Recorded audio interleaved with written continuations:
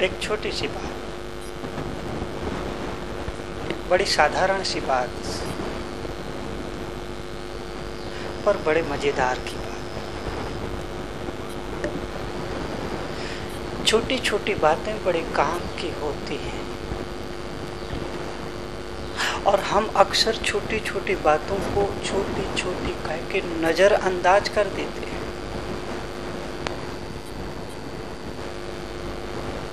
परिणाम ये होता है कि हमारे जीवन में कई बड़ी बड़ी समस्याएं पैदा हो जाती हैं। ये मैं जो छोटी सी बात कह रहा हूं, दरअसल वो एक संत की नसीहत है। ये नसीहतें बड़ी काम आने वाली हैं। इन्हें संभाल के रखना, इन्हें गौर से सुनना, इन्हें ईमानदारी से जीने की कोशिश करना। और पहली नसीहत, संसार में अड़चन और परेशानी ना आए, यह कैसे हो सकता है? संसार में अड़चन और परेशानी ना आए, यह कैसे हो सकता है? सप्ताह में एक दिन रविवार का भी आएगा ना? बोलो।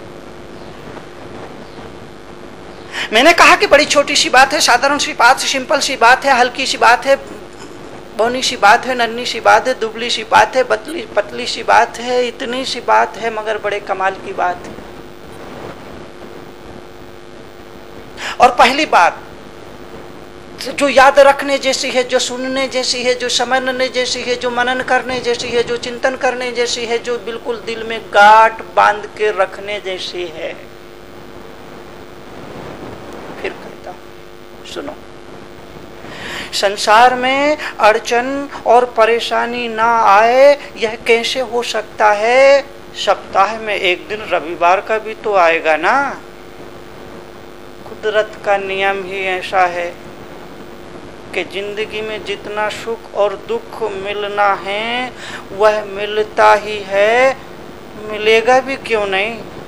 टेंडर में जो भरोगे वही तो खुलेगा। कुदरत का कुदरत का कुदरत का कुदरत का कुदरत का प्रकृति का प्रकृति का प्रकृति का प्रकृति का कुदरत और प्रकृति का नियम ही ऐसा है कि जिंदगी में आदमी को जितना सुख और दुख मिलना है वह मिलता ही है, मिलेगा भी क्यों नहीं? टेंडर में जो भरोगे वही तो खुलेगा ना। मीठा के साथ नमकीन जरूरी होता है। रतलामी सेव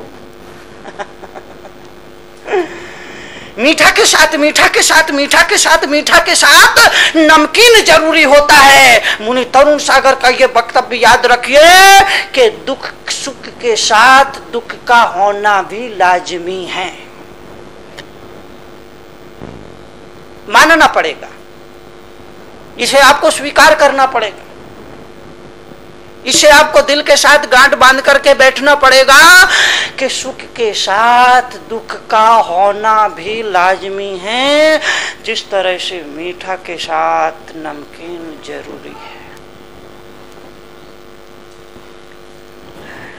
मेरा कहा मानो तो दुख बड़े काम की चीज है। इसे धिक्कारो मत, इसे गाली मत दो, इसे अपमानित मत करो, इसके लिए दरवाजे बंद करो, इसके लिए भगवान से प्रार्थना मत करो कि इसको खत्म कर दो, इसको नष्ट कर दो, इसको बर्बाद कर दो, इसको मेरे जीवन से निकाल करके बाहर फेंक दो।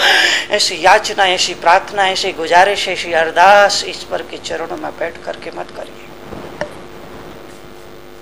मेरा कहा माने तो दुख बड़े काम की चीज है। काम की चीज इसलिए कि अगर जिंदगी में दुख ना हो तो कोई प्रभु की कोई प्रभु से फरियाद ना करे। अगर जिंदगी में दुख ना आए तो कोई प्रभु को याद ना करे। अगर जिंदगी में दुख ना आए तो कोई प्रभु की अर्चना ना करे। अगर जिंदगी में दुख ना आए तो कोई प्रभु के चरणों में मस्तक ना टेके। अगर जिंदगी में दुख ना आए तो कोई प्रभु के चरणों में घुटने ना टेके। अगर दुख ना आए तो आदमी दुनिया में ऐसा खो जाए, ऐसा खो जाए, ऐसा खो जाए कि सारी उम्र ही निकल जाए, भगवान का नाम भी याद ना कर पाए। याद करो, ईमानदारी से बताओ, भोजन करने के लिए बैठे हो, तरह तरह के पकवान, तरह तरह के मिष्ठान, तरह तरह की अच्छी अच्छी स्वादिष्ट चीज़ें थाली में परोसी गई है। आप मज़े ले ले करके, रस ले ले करके, स्वाद ले ले करके उसको खा रहे हो। उस समय भगवान याद आते हैं क्या? हे भगवान, ये शब्द कब मुख से निकलता है? जब तुम संकट में होते हो, तब जब तुम अंधेरे में होते हो, जब तुम परेशानी में होते हो। हे भगवान, ये शब्द आदमी की मुख से उस वक्त निकलता है जब आदमी संकट में होता है, विपत्ति में होता है, परेशानी में होता है, अकेला होता है, असहाय होता है, निर्बल होता है, कोई साथ देने वाला नहीं होता है, कोई साथ निभाने वाला नहीं होता है, कोई सहारा नहीं होता है। तब आदमी कहता है कि हे भगवान। और जब आदमी मजे में होता है, सुख में होता है, आनंद में होता है, तब आदमी भगवान को याद कहाँ करता है?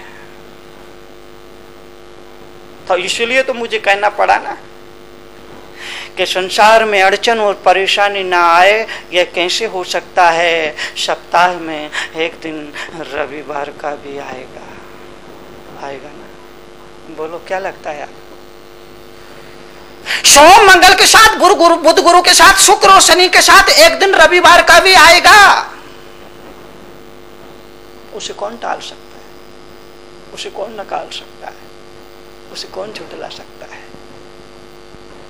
इसलिए इस जिंदगी में दुख को भी स्वीकार करना।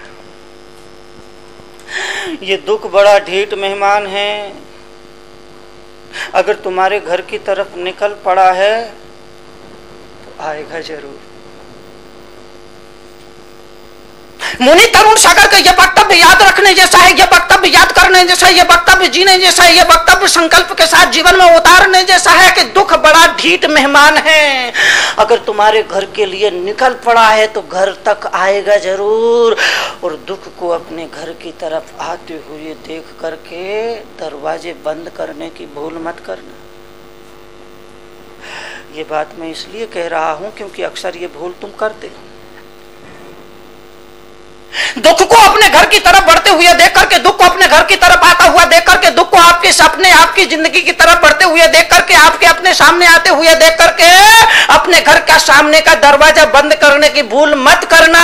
क्यों? क्योंकि अगर तुम सामने का दरवाजा बंद करोगे तो वो पीछे के दरवाजे से आ जाएगा। अगर पीछे का भी दरवाजा बंद कर लो तो वो खिड़की में से आ टपकेगा। और अगर खिड़की भी बंद कर लो तो पानी निकलने की जो मोरी होती है ना, उसमें से घुस आएगा।